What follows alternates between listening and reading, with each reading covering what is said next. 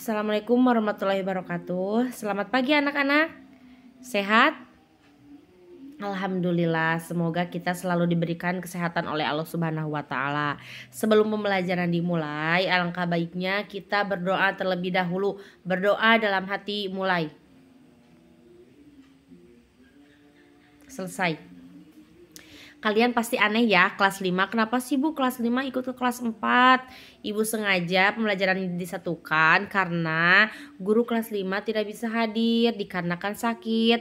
Nah, maka dari itu kita doakan semoga guru kita semua cepat diberi kesehatan agar bisa mengikuti atau bisa bergabung lagi dengan kita untuk belajar bersama-sama.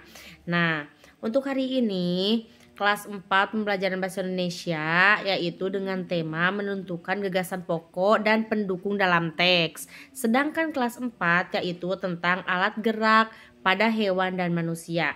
Nah, untuk kelas 5 Ibu mau tanya apa yang kalian ketahui tentang alat gerak hewan dan manusia? Ada yang tahu? Nah, Ibu jelaskan sedikit ya. Ada dua gerak yang dimiliki pada hewan dan manusia, yaitu gerak aktif dan gerak pasif. Organ gerak pada hewan dan manusia itu memiliki kesamaan.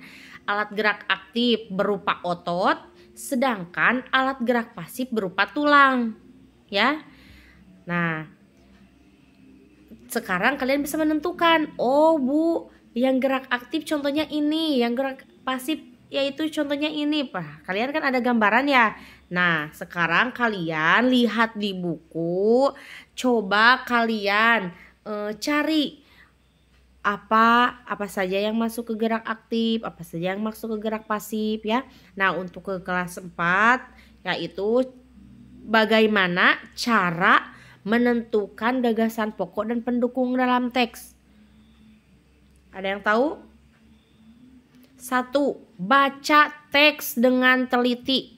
Kitanya cara menentukan gagasan pokok itu dengan cara, awas, jangan bis kalian misal ngarang. Nah, jadi ada ketentuannya. 1. Baca teks dengan teliti.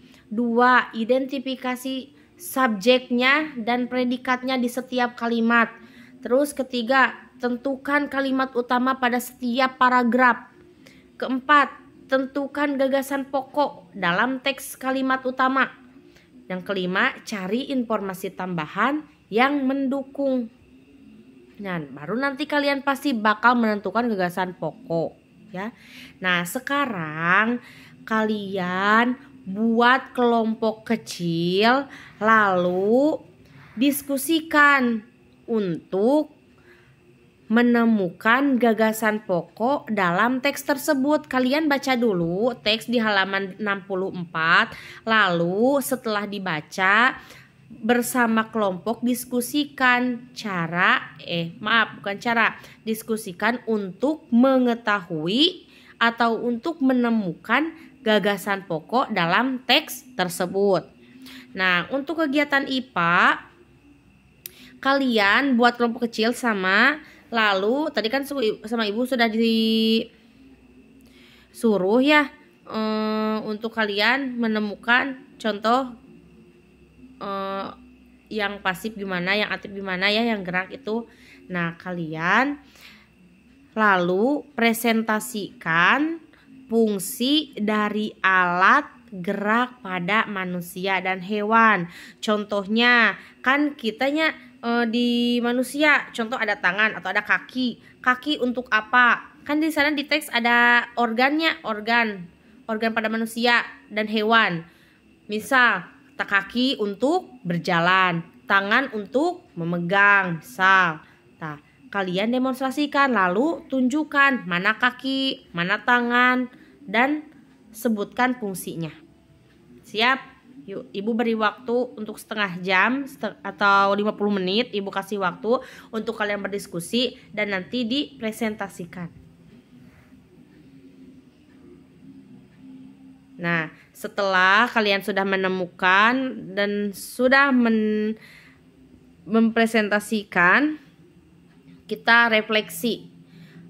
apa yang sudah kita pelajari pada hari ini.